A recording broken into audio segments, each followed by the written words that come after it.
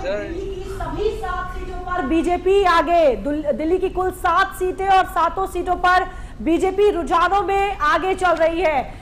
बड़ी खबर इस समय की अपडेट्स जो लगातार हमारे पास आ रहे हैं। दिल्ली की 7 सीटों पर बीजेपी आगे। और देखिए जो तमाम प्रत्याशी उत्तर प्रदेश की बात करें, शाहजहांपुर आपको लगातार बता रहे हैं किस जिले से, कौन से राज्यों से जो कैंडिडेट्स हैं वो आगे चल रहे हैं। गाजियाबाद की बात करें तो भाजपा के अतुल गर्ग इस समय आगे चल रहे हैं। और इसी तरह और लगातार आपको बता दें कि जो अपडेट्स आ रहे हैं 80 सीटों को लेकर, हम शुरुआत से यही बात कर रहे हैं कि जो आंकड़े हमारे पास रुझानों में आ रहे हैं वो ये दिखा रहे हैं कि सीधे तौर पर जो टक्कर है वो उत्तर प्रदेश की 80 सीटों पर लगातार हो रही है। 80 सीटों का विश्लेषण आज यहाँ पर हम हमारे जो तमाम पैनलिस्ट हैं, एक्सपर्ट्स हैं, उनके माध्यम से ये समझने की कोशिश कर रहे हैं कि आखिर क्या कुछ वो मुद्दे थे, क्या कुछ वो बातें थी जो रह गई। इस बार के वोटर्स का मूड कैसा था, क्योंकि इस पूरे लोकसभा चुनाव के दौरान जितना वोटर्स से बात की गई, लोग बार बार ये बात कह रहे थे कि इस बार के वोटर्स साइलेंट वोटर्स हैं, खुलकर अपने मुद्दे नहीं बताए थे। लेकिन जाहिर सी बात है,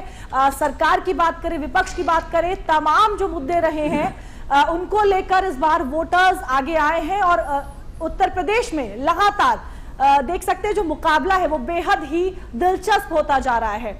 और हमारे साथ यहाँ पर पैनलिस्ट भी बैठे हुए हैं, लगातार हम उनसे सवाल कर रहे हैं और समझने की कोशिश कर रहे हैं उत्तर प्रदेश के अलग अलग क्षेत्रों से कि क्या कुछ वो कारण रह गए जिनकी वजह से इतना बड़ा जो अंतर है और जो डिफरेंसेस देखने को आ रहे हैं उनके पीछे कारण क्या है। हमारे साथ यहाँ पर एक्सपर्ट्स का पैनल भी है।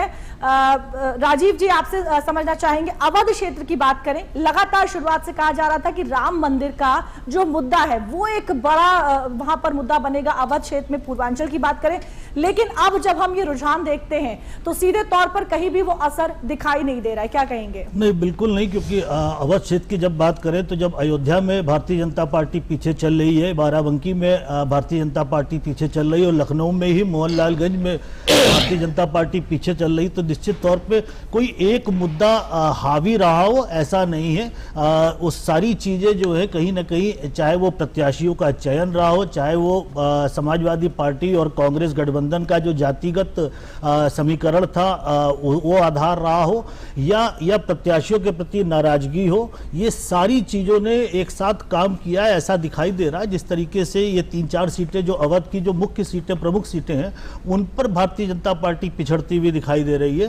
तो मैंने जैसे पहले भी कहा कि अब ये मंथन की जरूरत है भारतीय जनता पार्टी को कि उनसे कहां पर, और ये सामूहिक जिम्मेदारी है यहाँ पर, या प्रधानमंत्री नरेंद्र मोदी से लेकर के मुख्यमंत्री योगी आदित्यनाथ तक, उसके बाद भारतीय जनता पार्टी की जो प्रदेश की जो यूनिट है उसको भी, और जो नेशनली जो यूनिट है, इन सबको ये समझना होगा कि उत्तर प्रदेश में चूक कहाँ है। क्योंकि उत्तर प्रदेश एक ऐसा प्रदेश है जहां से भारतीय जनता पार्टी को 2014 से लगातार बढ़त मिल रही है और इसके आधार पे इनकी संख्या में एक बड़ा इजाफा रहा है। लेकिन इस बार जिस तरीके से अभी रुझान है कि मात्र 34-35 सीटों में भारतीय जनता पार्टी और एनडीए जो है वो आगे चल रहा है, बाकी 43 सीटों में लगभग इंडिया गठबंधन आगे चल रहा है। तो जाहिर सी बात है कि उत्तर प्रदेश में जब पॉलिसी के रूप में देखा जाता है या जो भी राजनीतिक समझ है उस रूप में देखा जाए तो उत्तर प्रदेश में कहीं ना कहीं भारतीय जनता पार्टी पूरी तरीके से फेल होती हुई फिलहाल रुझानों के आधार पर दिखाई दे रही है।